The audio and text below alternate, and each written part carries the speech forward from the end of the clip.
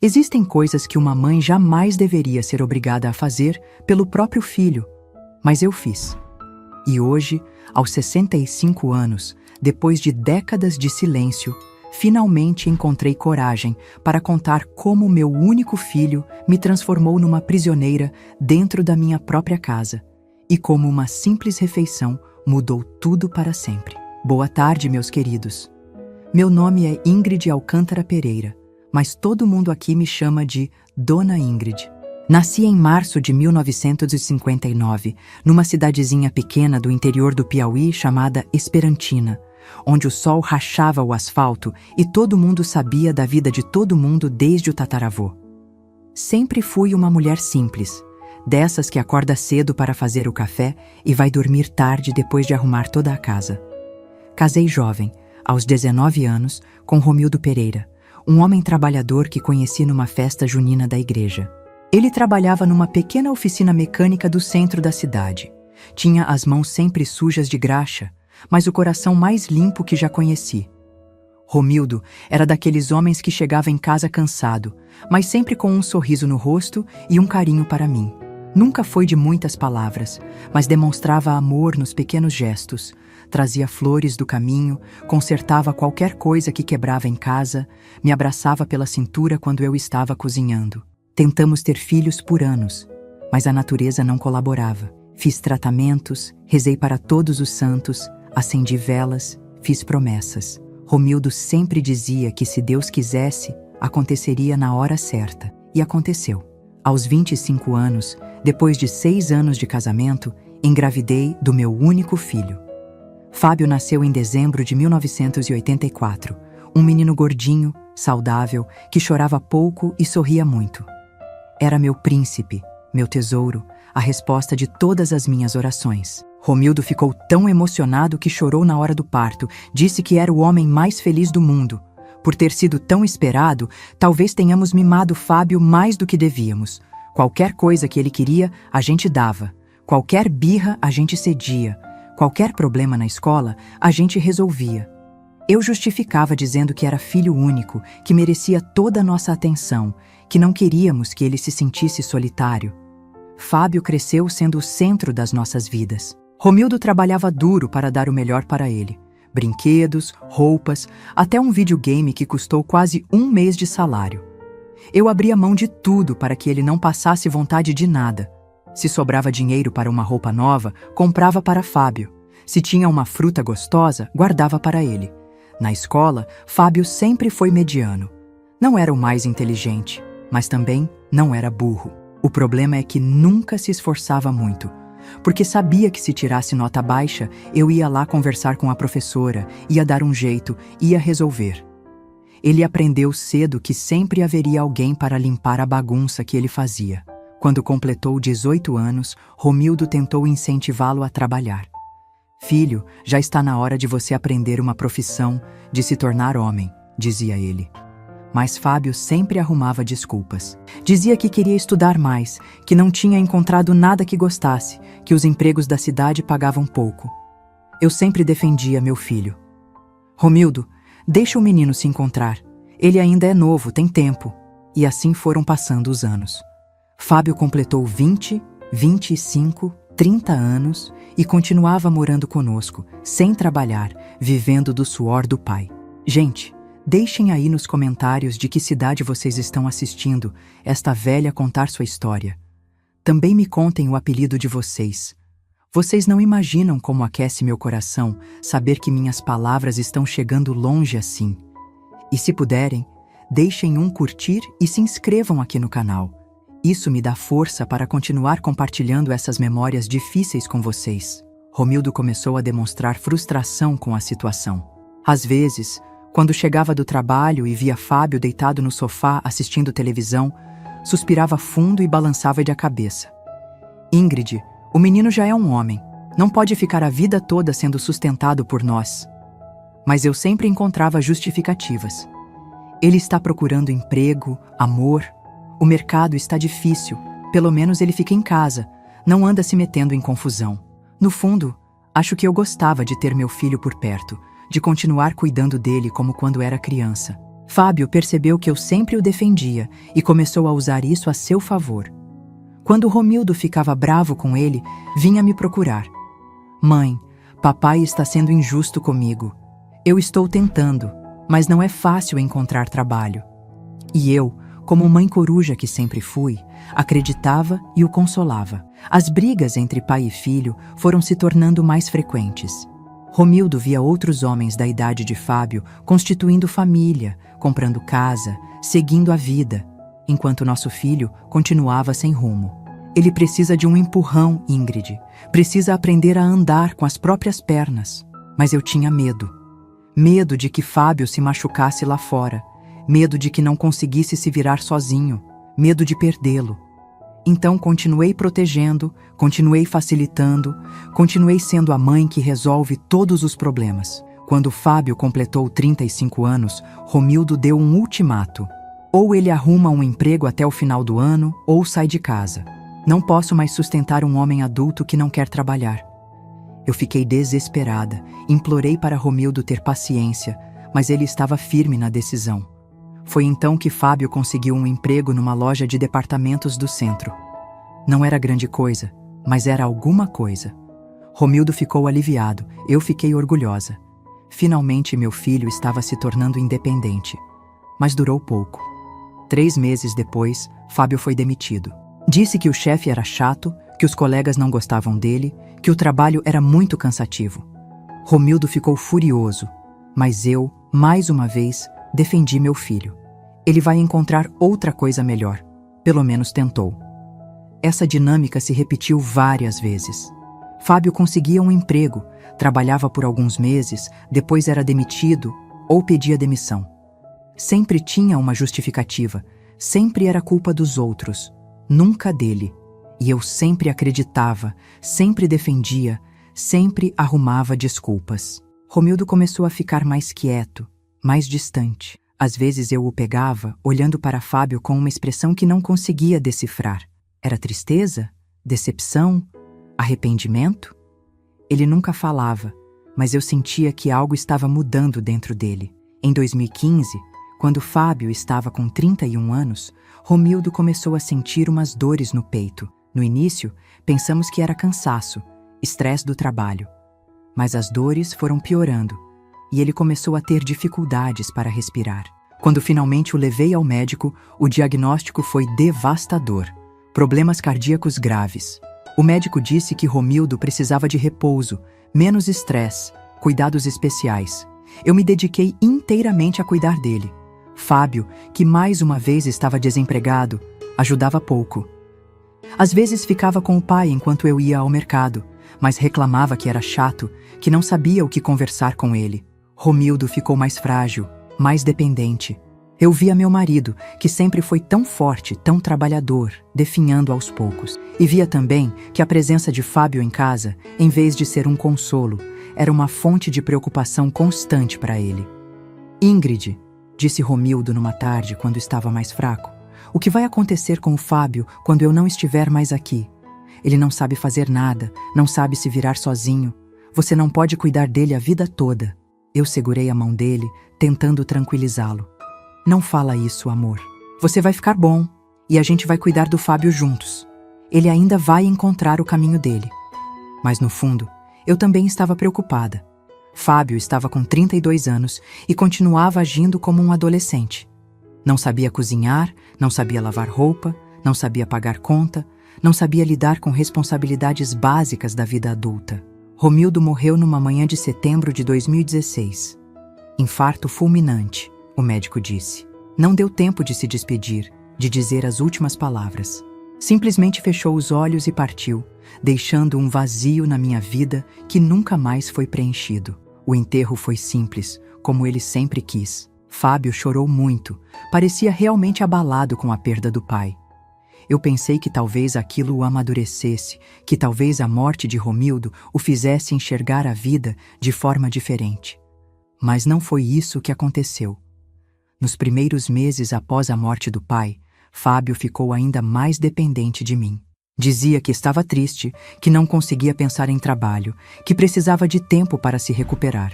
E eu, mergulhada na minha própria dor, aceitei. A pensão que comecei a receber de Romildo era pequena, mas dava para nos sustentarmos. Fábio dizia que ia procurar emprego quando se sentisse melhor, que ia cuidar de mim como papai cuidava. Eu acreditei, como sempre acreditei. Mas com o passar dos meses, percebi que algo estava mudando no meu filho. Ele não estava mais triste pela morte do pai.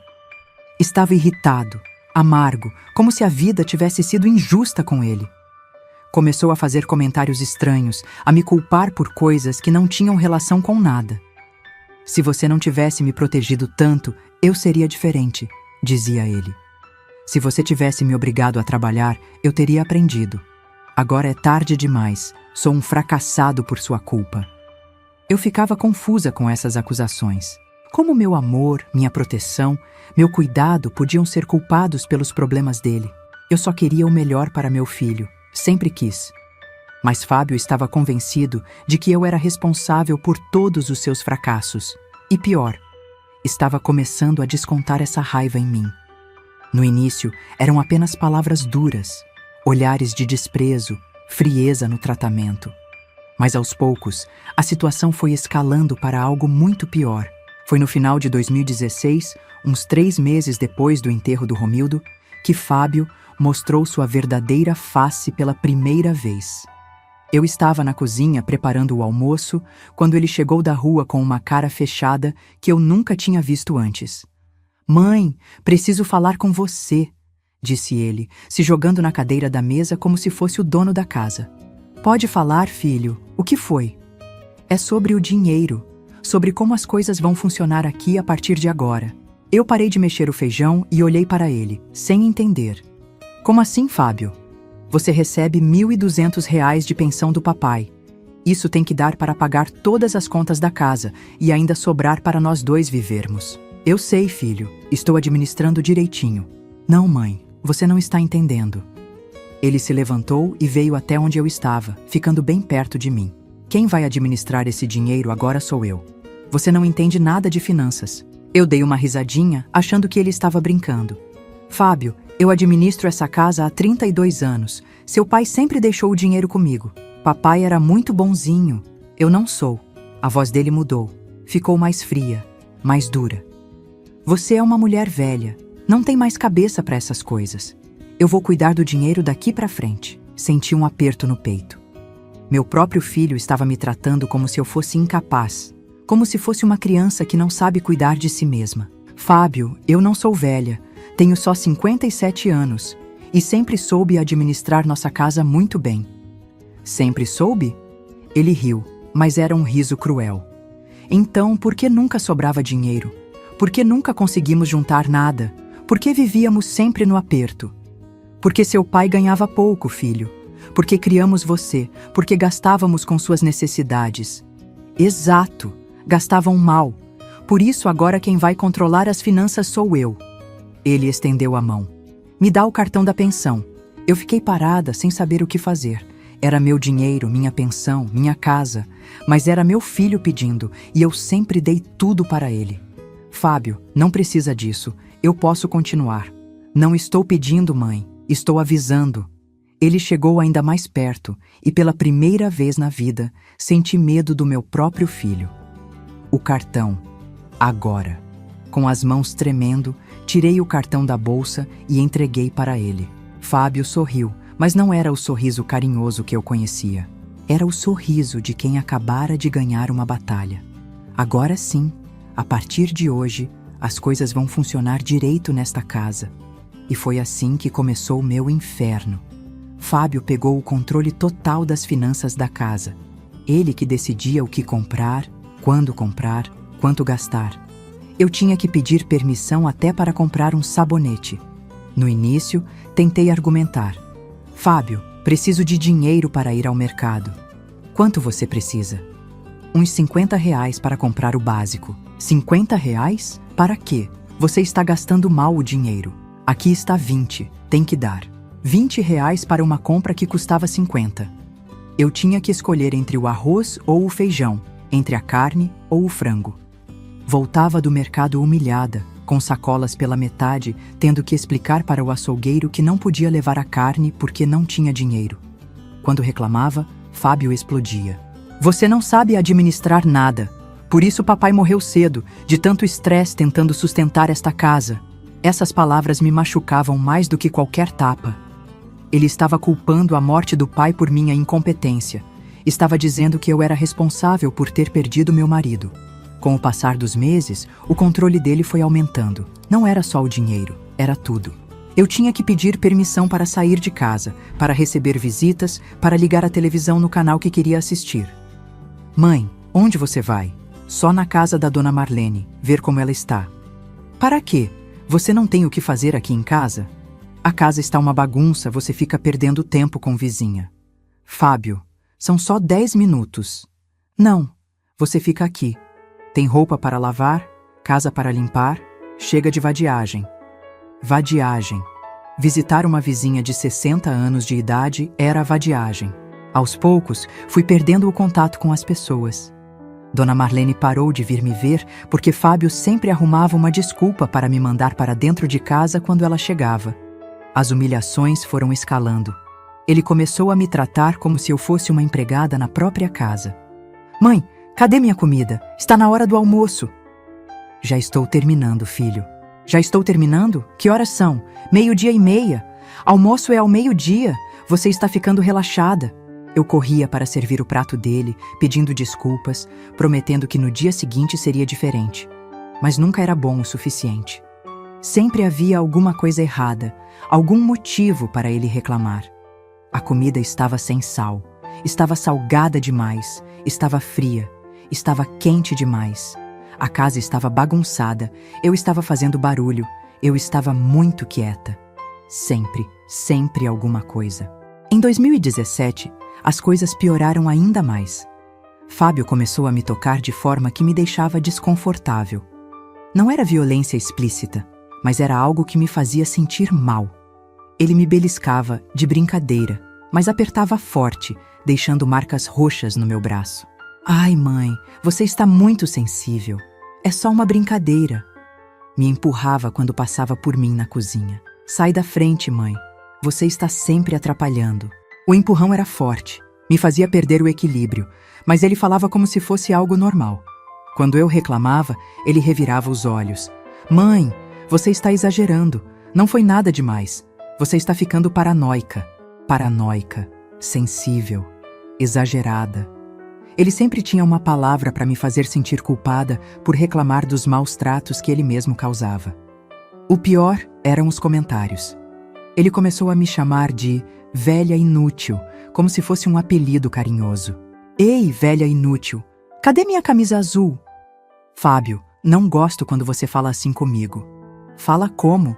É brincadeira, mãe. Você não tem senso de humor. Velha inútil virou peso morto. Essa mulher é um peso morto na minha vida. Não serve para nada, só dá despesa. Ele falava isso na minha frente, como se eu não estivesse ali. Às vezes, quando chegava algum vizinho, ele falava essas coisas para humilhar-me publicamente. Olha só, seu João. Minha mãe queimou o feijão de novo. Essa velha não serve nem para cozinhar. Eu que tenho que aguentar. Seu João ficava constrangido. Tentava mudar de assunto. Mas eu via nos olhos dele a pena, a compaixão por uma mulher que estava sendo maltratada pelo próprio filho. Em 2018, Fábio inventou um sistema de punições para os meus erros. Se eu deixasse alguma coisa fora do lugar, se demorasse demais para servir a comida, se fizesse qualquer coisa que ele considerasse errada, eu era punida. As punições eram simples, mas humilhantes. Ele me proibia de assistir a novela que eu gostava. Hoje você não vai ver sua novelinha besta, vai pensar no que fez. Ou me proibia de sair no quintal. Você fica dentro de casa hoje, não quero ver você na rua. Ou, a pior de todas, ele comia na minha frente e não me deixava comer. Hoje você janta só pão com água. Quem sabe assim aprende a não me irritar. Eu ficava sentada na mesa, vendo meu filho comer o jantar que eu tinha preparado, enquanto meu estômago roncava de fome. Quando terminava, ele ia assistir televisão, e eu ficava ali, humilhada, com fome, me perguntando como tinha chegado naquele ponto. Às vezes, no meio da madrugada, eu acordava e chorava baixinho para ele não ouvir. Chorava por Romildo, que não estava mais ali para me defender. Chorava por mim mesma. por ter permitido que chegasse naquele ponto. Chorava pelo filho que eu pensava ter criado, que nunca existiu de verdade. Mas de manhã, eu levantava e fazia tudo de novo. Preparava o café dele, lavava suas roupas, limpava a casa. Porque ele era meu filho, porque eu não sabia fazer outra coisa, porque tinha medo de ficar sozinha. Fábio percebeu que eu não ia reagir, que eu ia aceitar tudo calada. E isso o encorajou a ir mais longe. Os beliscões ficaram mais fortes, os empurrões ficaram mais violentos, os xingamentos ficaram mais cruéis. "Você é uma velha nojenta", dizia ele quando eu suava cozinhando no calor. "Nem para tomar um banho presta." "Você é burra, mãe. Burra e inútil. Não sei como o papai aguentou você por tanto tempo. Você deveria ter morrido no lugar dele. Pelo menos ele prestava para alguma coisa." Essas palavras me cortavam mais fundo que qualquer faca.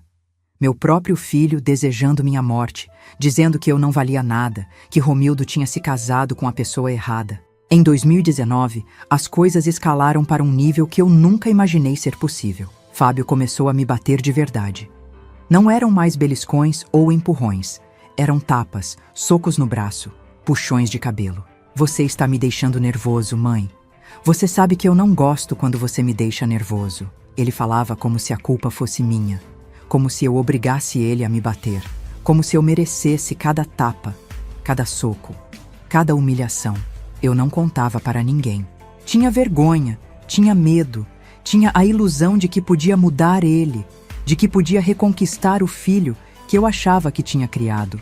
Mas esse filho nunca existiu. O que existia era um homem de 35 anos, adulto, que havia escolhido torturar a própria mãe como forma de descontar suas frustrações com a vida. E o pior ainda estava por vir. Porque em junho de 2019, Fábio cruzou uma linha que eu nunca pensei que ele cruzaria. Foi quando ele me obrigou a fazer algo que uma mãe jamais deveria ser forçada a fazer pelo próprio filho. Antes de seguirmos a história, quero ver realmente quem está me olhando até aqui. Comenta aí embaixo a palavra família. Agora vamos continuar. Foi numa terça-feira do final de junho de 2019 que minha vida mudou para sempre. Lembro perfeitamente do dia porque era aniversário da minha irmã Cleide, que mora em Teresina. Eu queria muito ligar para ela, mas Fábio tinha cortado o telefone fixo da casa 3 meses antes, dizendo que gastava muito dinheiro e meu celular estava sem crédito. "Fábio, posso usar seu celular para ligar para minha irmã? Só 2 minutos para dar parabéns." "Não. Meu celular não é orelhão público. Você quer falar com ela? Trabalhe e compre seus próprios créditos." Trabalhar? Eu, uma mulher de 60 anos, que ele não deixava nem sair de casa sozinha? Mas não falei nada. Já tinha aprendido que discutir com ele só piorava as coisas. Naquele dia, eu estava particularmente nervosa. Tinha acordado com uma dor de cabeça forte, daquelas que parecem que vão estourar nossa cabeça. Talvez fosse a pressão alta, talvez fosse o estresse de viver naquele inferno. Não sei. Só sei que minhas mãos estavam mais trêmulas que o normal. Fábio acordou de mau humor, como tinha se tornado rotina. Desceu para a cozinha já bufando, já procurando pelo em ovo. "Cadê meu café? Que horas são?" "São 7h30, filho. Já está quase pronto." "Quase pronto? Que porra é essa de quase pronto? Eu tenho compromisso hoje." Compromisso. Ele não trabalhava, não estudava, não fazia nada da vida. Que compromisso poderia ter? Mas eu não perguntei. Já tinha aprendido que questionar ele era pedir para ser humilhada.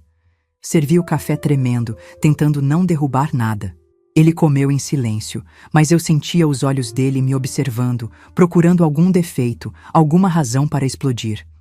"Esse pão está duro", disse ele, jogando um pedaço no prato com força. "Comprei ontem, filho. Está fresquinho." "Fresquinho? Tá duro como pedra. Você não sabe nem escolher pão no mercado."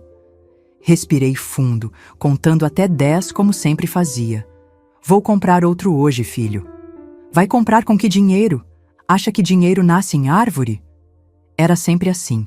Ele reclamava de alguma coisa, mas quando eu me oferecia para resolver, ele reclamava do dinheiro. Um círculo vicioso que não tinha fim. Depois do café, ele foi para o quarto assistir televisão. Eu comecei a limpar a casa, tentando não fazer barulho para não irritá-lo.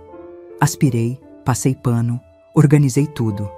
Quando terminei, já era quase meio-dia. Fábio, vou começar a fazer o almoço. O que você quer comer? Faça arroz, feijão, carne moída e batata frita. E não queime nada hoje. Fui para a cozinha e comecei a preparar tudo. A dor de cabeça estava piorando e minhas mãos tremiam cada vez mais. Coloquei o arroz no fogo, o feijão na panela de pressão, preparei a carne moída, descasquei as batatas. Enquanto cozinhava, ficava pensando na minha vida. Como tinha chegado naquele ponto? Como uma mulher que sempre foi respeitada, que criou um filho, que teve um casamento feliz, tinha se tornado uma prisioneira na própria casa? Às 1h30 da tarde, a comida estava pronta. Chamei Fábio para almoçar. Ele desceu com cara fechada, como sempre. Se sentou à mesa esperando ser servido como um rei. Foi quando aconteceu. Eu estava servindo o prato dele, com as mãos tremendo por causa da dor de cabeça e dos nervos. Quando fui colocar a carne moída no prato, um pouco caiu na mesa. Era uma colherada pequena, quase nada. Qualquer pessoa normal limparia com um guardanapo e pronto. Mas Fábio não era uma pessoa normal. Era um monstro disfarçado de filho. Ele olhou para a carne que havia caído na mesa, depois olhou para mim. Seus olhos mudaram, ficaram escuros, cheios de uma raiva que eu nunca tinha visto antes. "Que merda é essa?"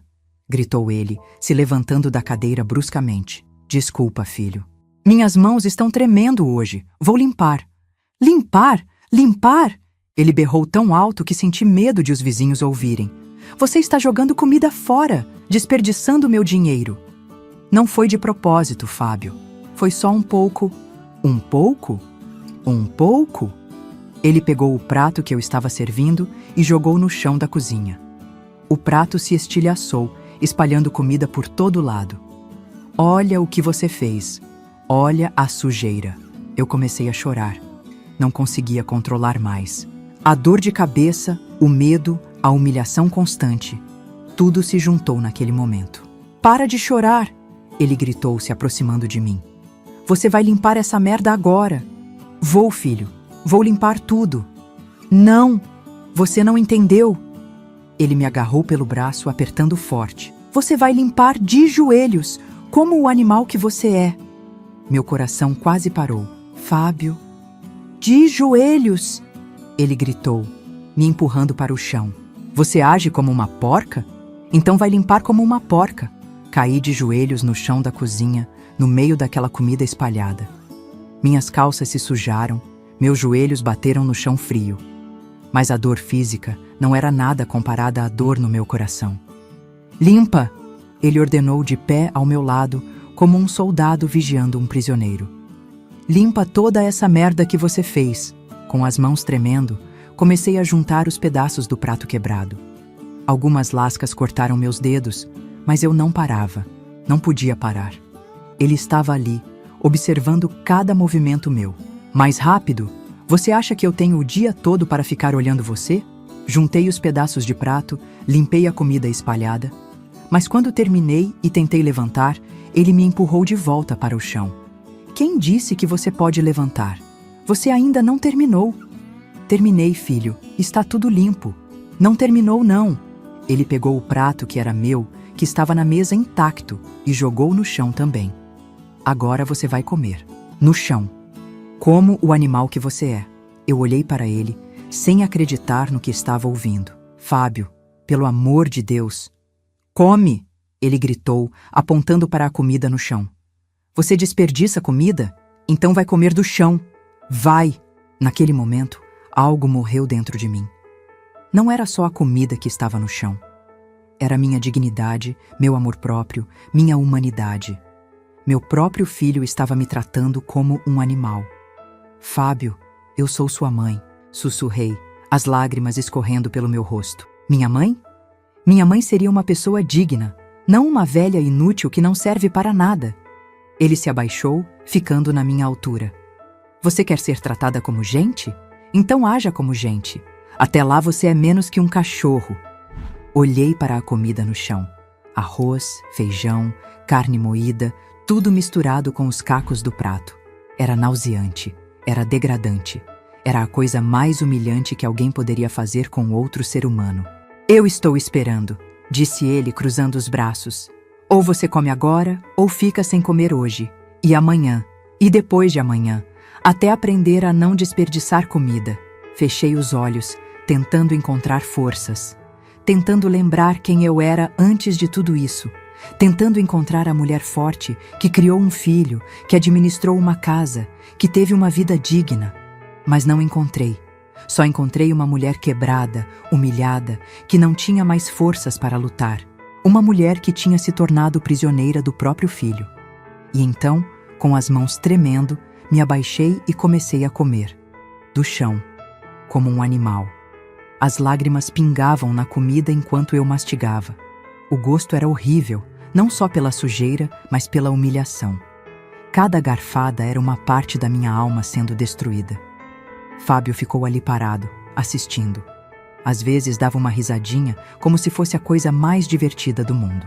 Outras vezes suspirava, impaciente, como se eu estivesse demorando demais.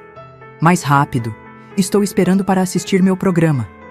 Eu tentava comer mais rápido, mas meu estômago estava embrulhado. Várias vezes tive vontade de vomitar, mas engolia a náusea junto com a comida. Não podia parar. Não podia desagradar ele mais ainda. Quando terminei, ele se abaixou e passou a mão no meu cabelo, como se eu fosse um cachorro que havia obedecido a um comando. Viu só? Quando você se comporta, as coisas fluem melhor. Agora levanta e limpa essa bagunça direito. Me levantei com dificuldade. Minhas pernas estavam dormentes de ficar tanto tempo de joelhos. Minha boca estava suja. Meu rosto estava inchado de tanto chorar. E toma um banho! Você está fedendo. Ele saiu da cozinha assobiando, como se nada tivesse acontecido. Como se não tivesse acabado de destruir completamente a dignidade da própria mãe. Fiquei ali parada, no meio da cozinha, sem saber o que fazer. Sem saber como continuar vivendo depois daquilo. Sem saber como olhar para mim mesma no espelho. Limpei a cozinha em silêncio, mecanicamente. Juntei os cacos restantes, passei pano no chão, lavei a louça. Tudo no automático, porque minha mente estava em outro lugar. Estava pensando em como tinha chegado naquele ponto. Como uma mãe que deu tudo por um filho podia ser tratada daquela forma. Como o amor incondicional que eu sentia por ele podia ser tão mal correspondido. Mas, principalmente, estava pensando em uma coisa. Aquela tinha sido a última vez. A última vez que ele me humilharia daquela forma. A última vez que eu ia aceitar ser tratada como menos que um ser humano, porque naquele momento, ali no chão da cozinha, comendo como um animal, algo dentro de mim despertou. Não era raiva, não era ódio. Era algo mais frio, mais calculado. Era a determinação de uma mulher que não tinha mais nada a perder. Fábio tinha cruzado uma linha que não deveria ter cruzado. E não sabia, mas acabara de despertar um lado meu, que ele nunca tinha visto antes. O lado de uma mulher que havia sobrevivido a 60 anos de vida, que havia criado um filho sozinha depois da morte do marido, que havia administrado uma casa por décadas. Enquanto lavava o rosto no banheiro, olhei para mim mesma no espelho. Meus olhos estavam vermelhos, meu rosto estava inchado, mas havia algo diferente ali, uma determinação que não existia antes. Aquela noite, deitada na cama, não consegui dormir. Fiquei olhando para o teto, planejando, pensando, calculando. Fábio achava que tinha me quebrado completamente. Achava que eu ia aceitar qualquer coisa a partir daquele momento. Mas estava enganado. Porque às vezes, quando você chega no fundo do poço, não tem outro lugar para ir a não ser para cima. E eu tinha chegado no meu fundo do poço naquele dia. Agora, só restava subir. E eu sabia exatamente como ia fazer isso. Naquela noite, depois do que aconteceu na cozinha, eu não preguei o olho. Fiquei deitada na cama, olhando para o teto, sentindo uma coisa estranha crescendo dentro do meu peito. Não era raiva, não era ódio. Era algo mais frio, mais calculado. Era a certeza de que aquilo não podia continuar. Fábio tinha ido dormir como se nada tivesse acontecido. Ouvi ele rindo assistindo televisão no quarto dele, como se ter humilhado a própria mãe fosse apenas mais um dia normal na vida dele. Mas para mim, Aquele dia tinha mudado tudo.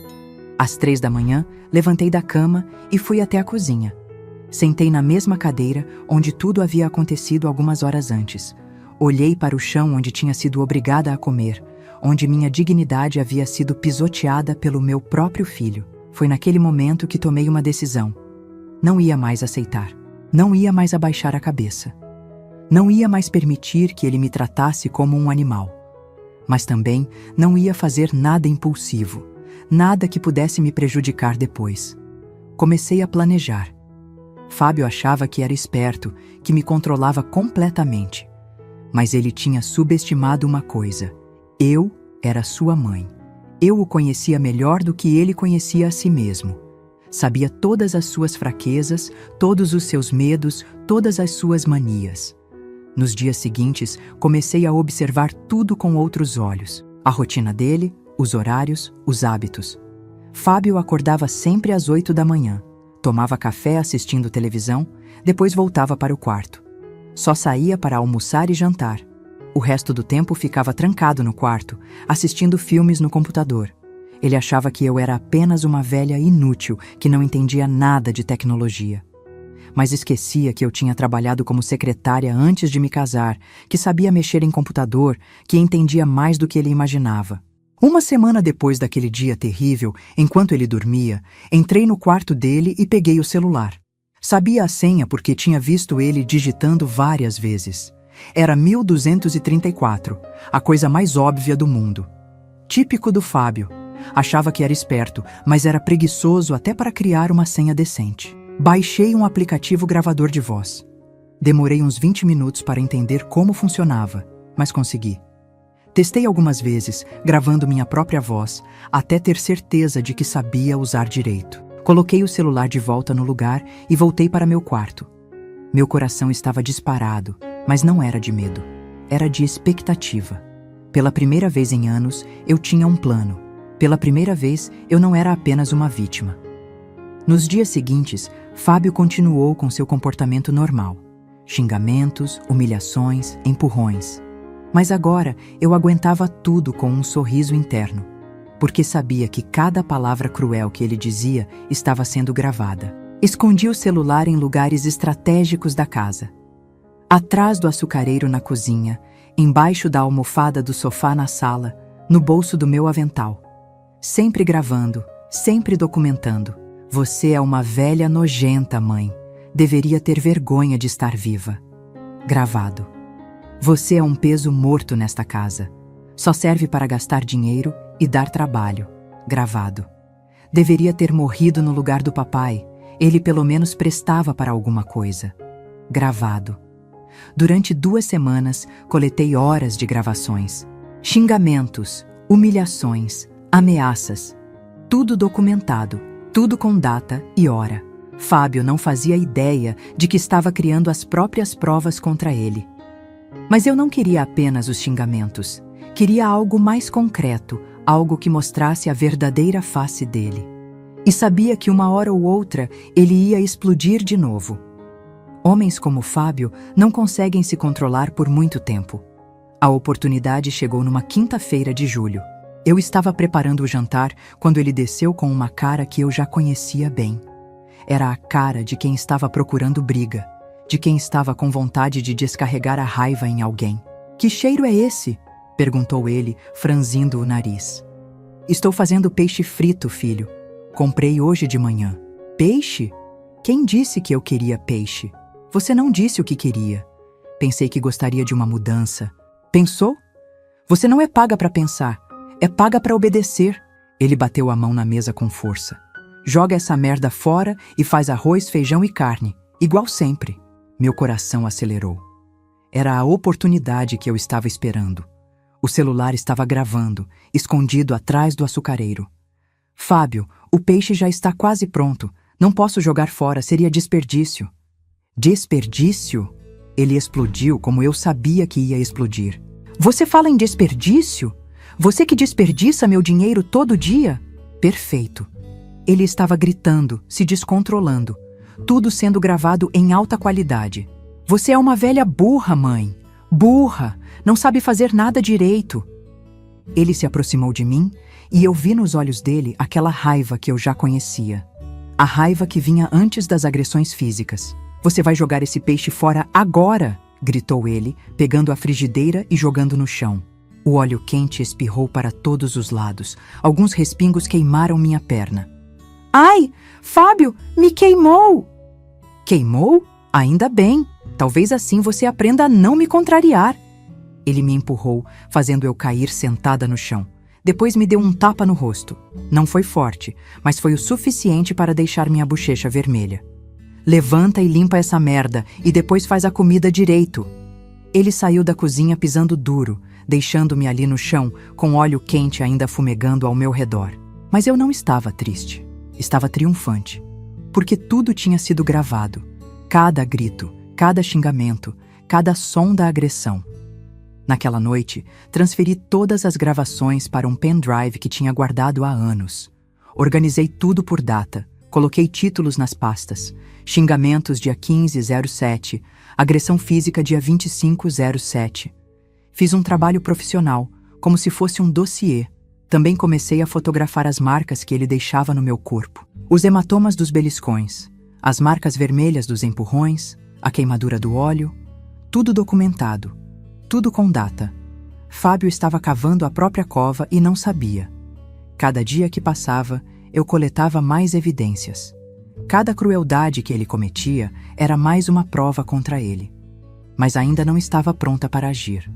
Precisava de algo mais. Algo que fosse tão chocante, tão indefensável, que ninguém pudesse duvidar do que eu estava falando. Foi então que lembrei do episódio da comida no chão. Aquilo tinha sido o ponto de virada para mim, mas não tinha sido gravado. Eu sabia que Fábio ia fazer algo parecido de novo. Homens como ele sempre escalavam a violência. Esperei pacientemente. Continuei sendo a mãe submissa, a mulher que abaixava a cabeça, que aceitava tudo calada. Mas por dentro, eu estava mudada. Por dentro, eu estava planejando. No final de julho, aconteceu. Fábio tinha saído pela manhã. Coisa rara, porque ele quase nunca saía de casa. Quando voltou, estava com uma cara péssima, como se tivesse brigado com alguém. "Cadê meu almoço?" perguntou ele, batendo a porta. "Já está pronto, filho. Só vou esquentar." "Esquentar?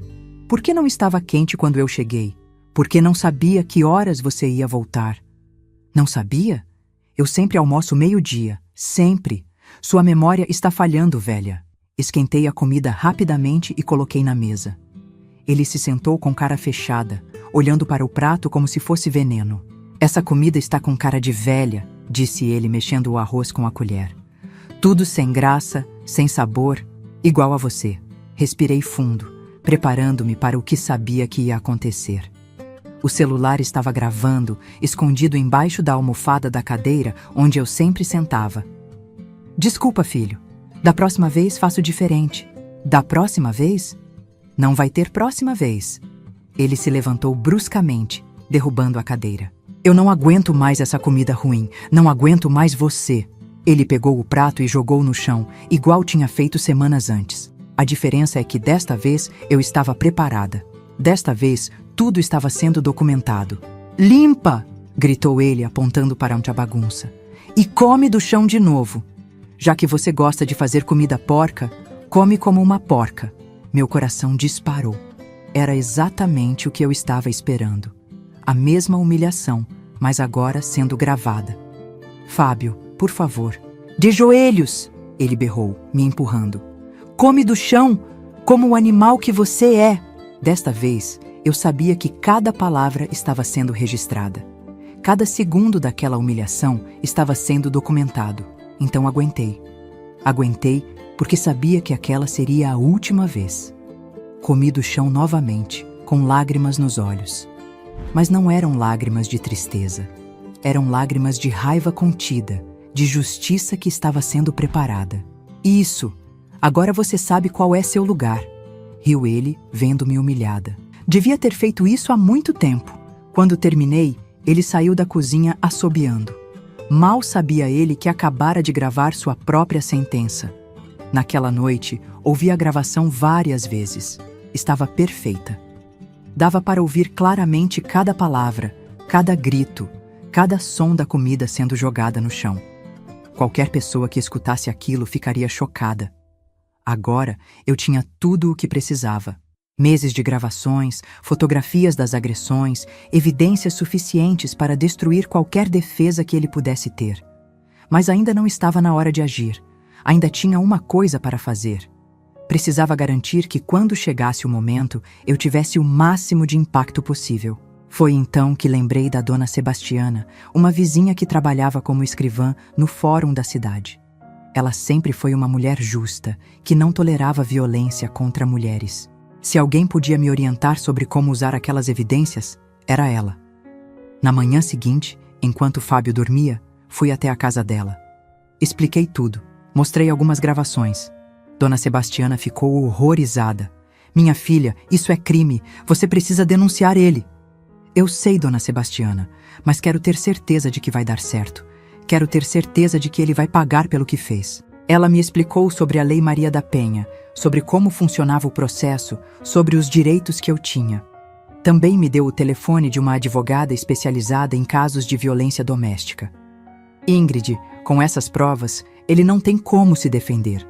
Você tem material suficiente para colocar ele na cadeia. Cadeia. A palavra ecoou na minha cabeça. Meu próprio filho, na cadeia.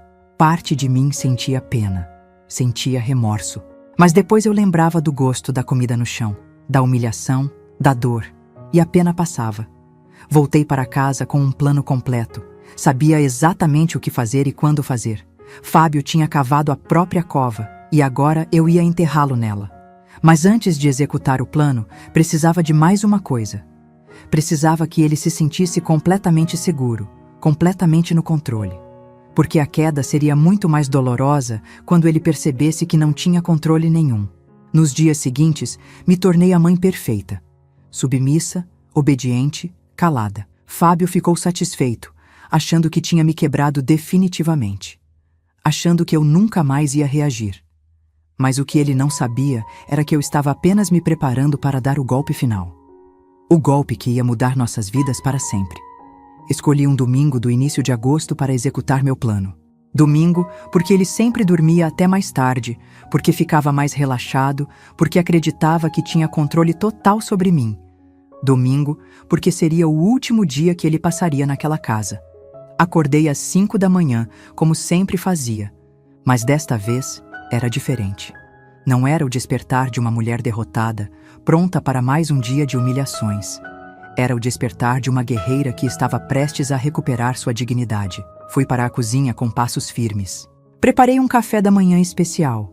Pães frescos, manteiga, geleia de goiaba, café passado na hora. Tudo do jeito que Fábio gostava. Seria sua última refeição naquela casa, então fiz questão de que fosse perfeita.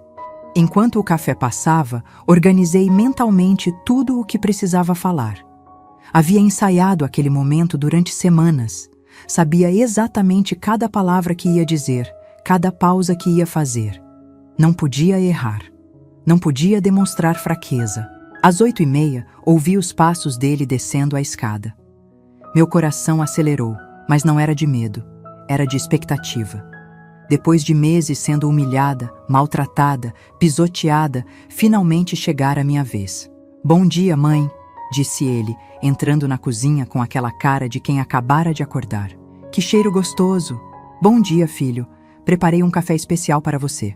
Ele se sentou à mesa, esperando ser servido como sempre. Coloquei o prato na frente dele, servi o café quentinho. Ele começou a comer sem nem agradecer, como se fosse uma obrigação minha atendê-lo. Mas desta vez, eu não fiquei em pé esperando ordens. Sentei na cadeira da frente, algo que não fazia há anos. Fábio ergueu os olhos, surpreso. "Por que você está sentada? Não tem nada para fazer?" "Tenho sim, tenho algo muito importante para falar com você." Ele continuou comendo, sem dar muita importância. "Fala logo então, depois tenho coisas para fazer." Respirei fundo, olhei nos olhos dele e disse as palavras que havia ensaiado tantas vezes. "Fábio, eu chamei a polícia." Ele parou de mastigar. Me olhou com uma expressão confusa, como se não tivesse entendido direito. "Como é que é?" "Eu disse que chamei a polícia. Eles estão vindo aqui em 10 minutos." Agora, ele parou completamente de comer. Colocou o pão no prato, me encarou com aquele olhar que eu já conhecia bem. O olhar de quem estava ficando bravo. Polícia? Polícia pra quê?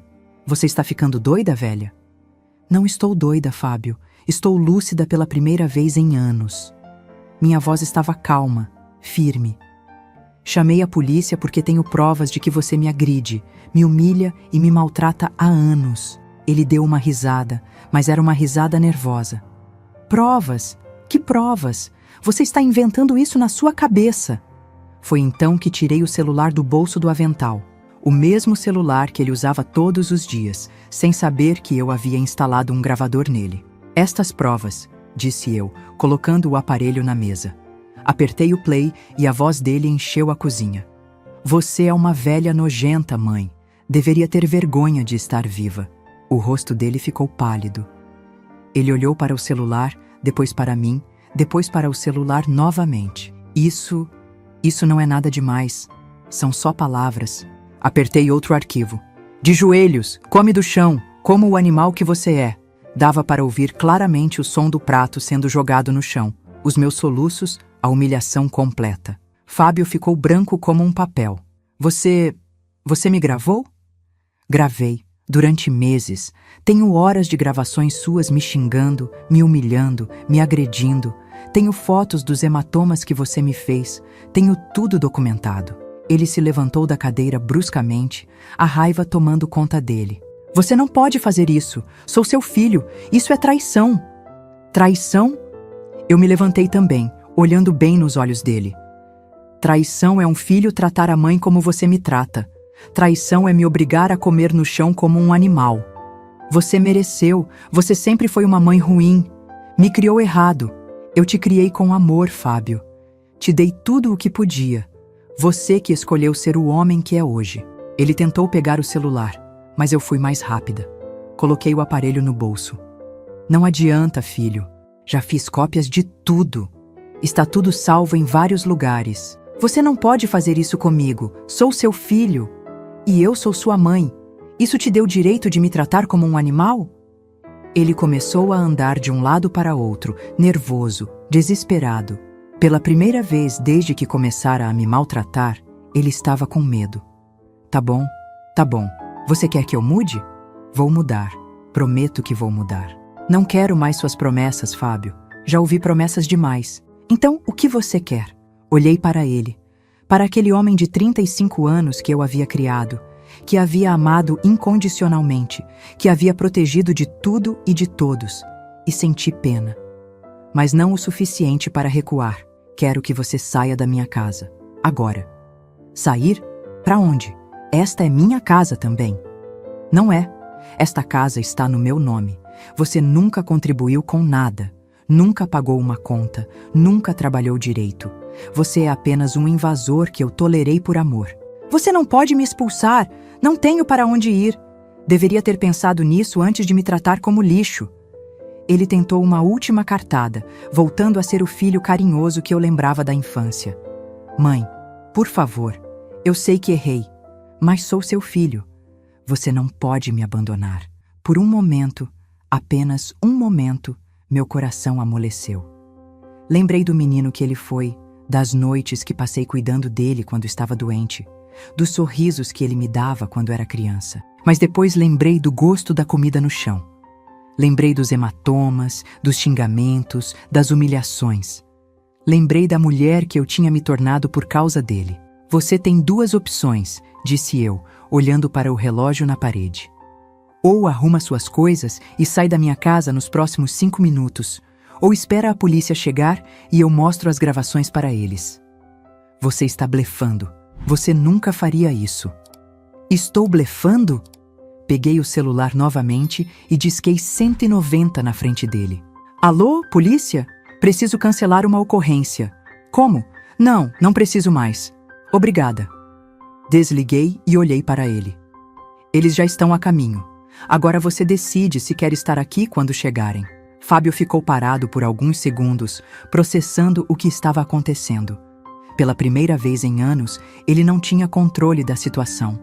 Pela primeira vez, ele era o desesperado. Você não tem coração, disse ele, a voz tremendo. Eu tinha. Você que destruiu. Ele tentou uma última vez me intimidar, dando um passo à frente com aquela cara brava que eu conhecia bem. Você vai se arrepender disso, velha. Vai ficar sozinha, sem ninguém para cuidar de você. Prefiro ficar sozinha a viver com alguém que me odeia. Eu não te odeio. Odeia sim. E eu cansei de fingir que não vejo. Nesse momento, ouvimos o som de uma sirene se aproximando. Fábio olhou para a janela, depois para mim, depois para a janela novamente. Eles estão chegando, disse eu, calmamente. Última chance. Foi então que ele quebrou. Completamente. Começou a chorar, a implorar, a prometer que ia mudar. Mãe, por favor, eu prometo que vou ser diferente. Prometo que vou trabalhar, que vou cuidar da senhora. Por favor, não me entregue para a polícia. Muito tarde, Fábio. Você teve anos para mudar. Escolheu não mudar. A sirene estava cada vez mais próxima. Ele olhou para a escada, calculando se tinha tempo de pegar algumas coisas. 5 minutos, disse eu. Pegue só o essencial. Ele subiu correndo, jogando roupas numa mala desesperadamente. Ouvi gavetas sendo abertas, coisas sendo jogadas no chão. Ele estava em pânico total. Desceu com uma mala pequena e uma mochila, os olhos vermelhos de tanto chorar. Mãe, eu não tenho dinheiro, não tenho para onde ir.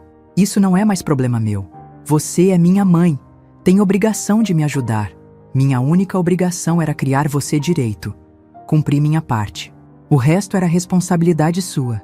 A sirene parou na frente de casa. Fábio olhou para a porta, depois para mim, com desespero nos olhos. Eu vou contar para todo mundo que você me expulsou de casa. Vou contar que você é uma mãe desnaturada. Conte! Eu tenho gravações que provam por que te expulsei. Ele abriu a porta, olhou para a viatura da polícia estacionada na frente de casa, depois se virou para mim uma última vez. Você vai se arrepender, velha. Vai ver o que é ficar sozinha. Já estou sozinha há anos, Fábio. A diferença é que agora não tenho ninguém me maltratando. E ele saiu. Saiu com suas malas, saiu com sua raiva, saiu com sua amargura, saiu da minha casa e da minha vida. Os policiais bateram na porta alguns minutos depois. Expliquei que tinha sido um engano, que não precisava mais da ajuda deles. Eles foram embora e eu fiquei sozinha na minha casa. Pela primeira vez em anos, sozinha e em paz. Sentei na mesa da cozinha e terminei o café que havia preparado. Estava frio, mas era o café mais gostoso que eu havia tomado em muito tempo, porque era o primeiro café da minha liberdade. Isso aconteceu há 5 anos. Hoje, aos 65 anos, posso dizer que foi a melhor decisão que tomei na vida. Nos primeiros meses, foi difícil. Fábio tentou voltar algumas vezes, batendo na porta, chorando, pedindo perdão. Mas eu não cedi. Havia traçado uma linha e ele a tinha cruzado. Soube pelos vizinhos que ele foi morar com uns parentes distantes em outro estado.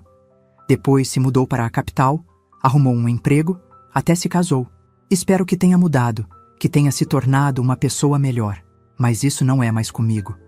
Hoje eu vivo minha vida. Tenho amigas, participo de um grupo de artesanato da igreja, faço caminhadas pela manhã, recebo visitas, viajo para ver parentes, assisto os filmes que quero assistir, sou dona da minha própria vida pela primeira vez em anos. Às vezes me perguntam se sinto falta dele, se me arrependo do que fiz. A resposta é simples: não sinto falta de quem me maltratava. Sinto falta do filho que ele poderia ter sido, do filho que eu imaginei que estava criando. Mas esse filho nunca existiu de verdade.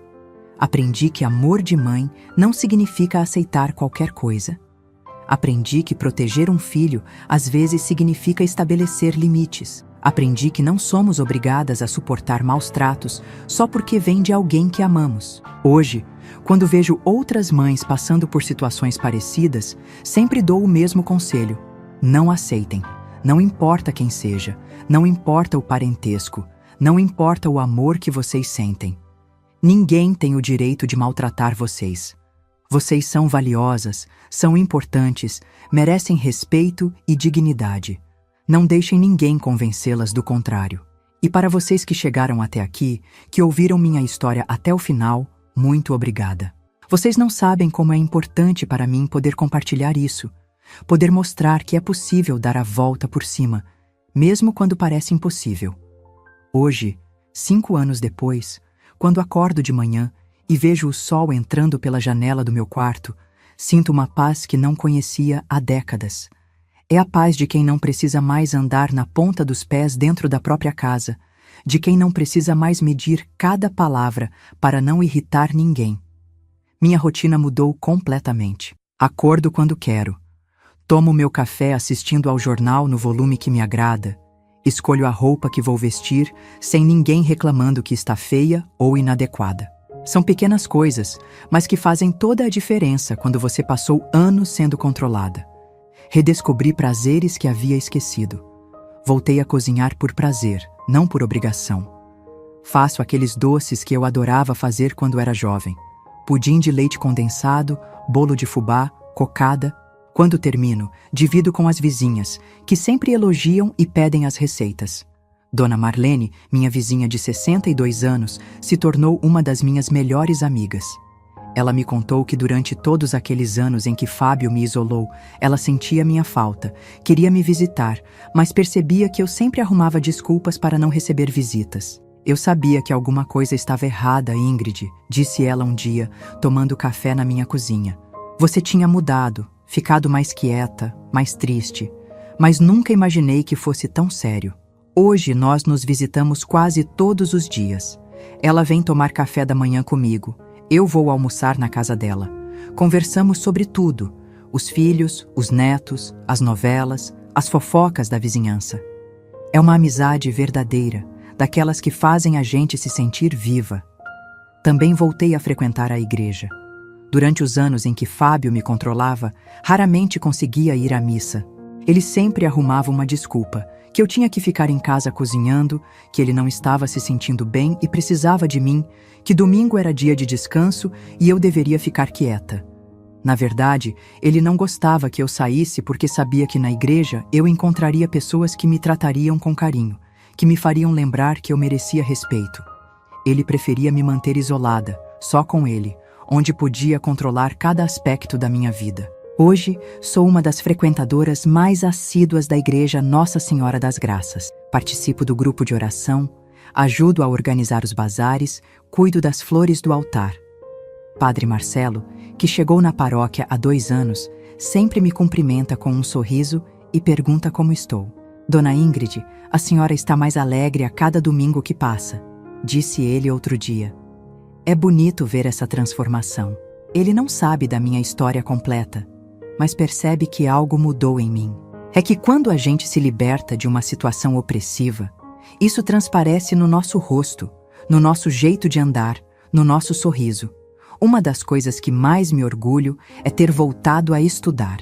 Sim, aos 65 anos, eu voltei a estudar. Me inscrevi num curso de alfabetização para adultos, que a prefeitura oferece 3 vezes por semana.